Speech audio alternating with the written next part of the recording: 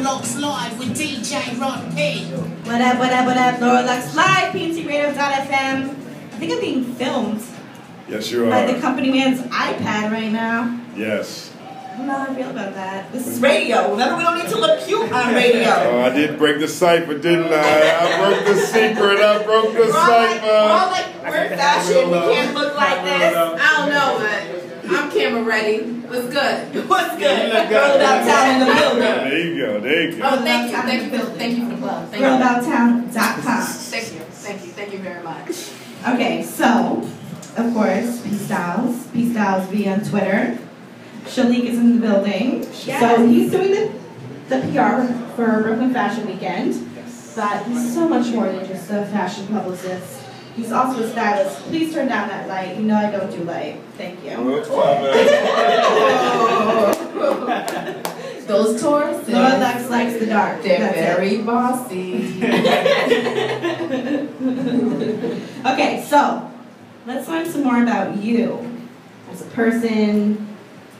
Give us a resume. What year were you born? No, just kidding. So how did you start fashion? Give us your story. Well, my story is very simple. I've always loved fashion, but I started in the industry as a singer. I can sing as well. And so don't ask me to sing. Because you know that's what I know that was next. First thing. But you know, I started out doing music, and I always say that fashion is my passion, but music was my first love. And I still wanted to be in the industry, but I know so many singers, like so many of my closest friends were singers, and so it just kind of made sense that everybody got the job. Like, let's all get the tour. And so to get the tour, it just meant that I had to stop singing and let them sing. And I did what I do best, which is styling. Just make you look good. Like I believe that I am the complete upgrade. You know what I'm saying? So it just worked for me. But my story is, I'm the eldest of 5 children. My mom is, from the United States. My dad is, from the Caribbean.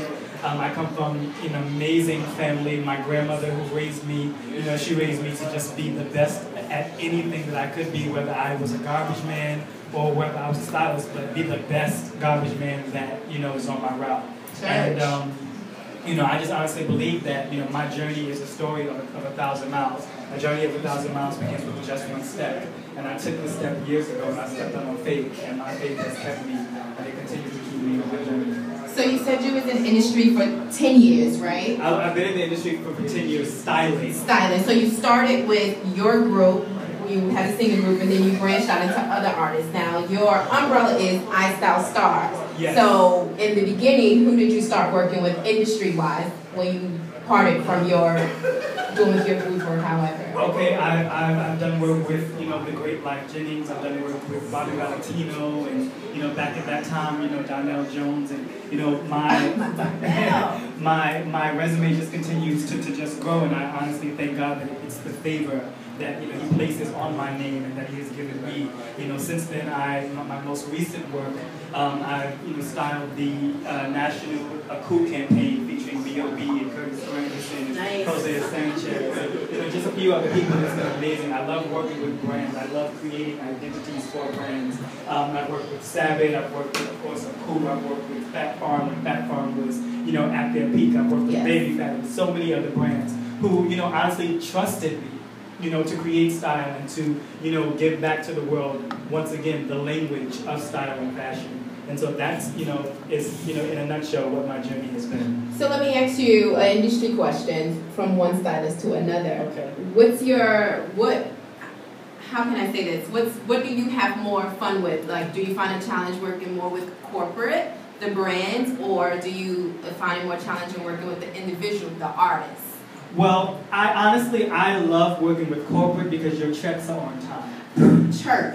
I love working with corporate, absolutely, because the checks are definitely on time. But one thing about being with an artist is being able to connect with that person and to help build the identity of that particular artist. For example, there are so many artists that are chameleons. And I love those artists because, you know, at the end of the day, that is your job. Your job is to be someone else every day of the week. You know, keep your identity, but when you're presenting yourself in front of, like, when in Rome, you do as the Romans. You know, so at the end of the day, if that's what you need to do, then that's what you need to do. I've been, you know, definitely privileged to travel the world, and I'm grateful for all of my experiences because I can wear a kilt, you know, and I wear kilts here in New York City, and sometimes, you know, people say, oh my God, what does he have on? It's a kilt. Google it.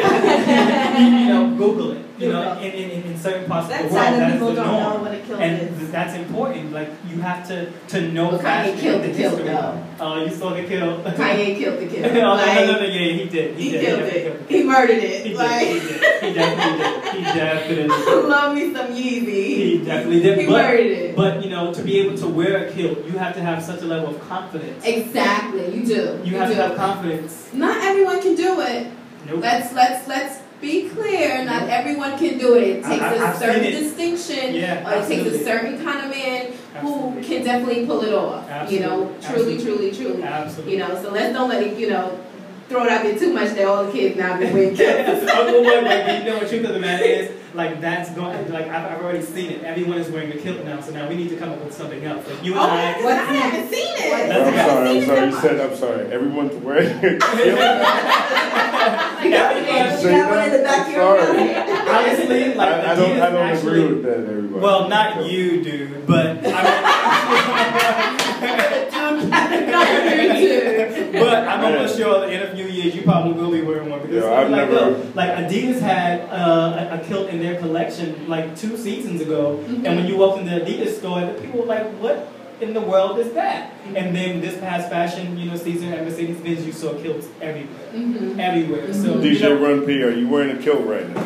No, but if I had one, I would. See, that's true. That's right. Would you wear a kilt, company man?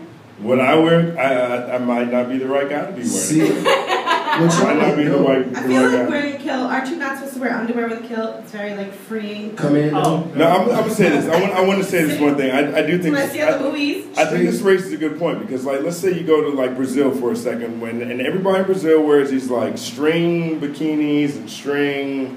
Like, you know, like Speedos and the guys, right? Yes. And I am not a Speedo kind of, that's not what I wear when I go to the beach. If I was in Brazil, I might have to wear a Speedo. Absolutely.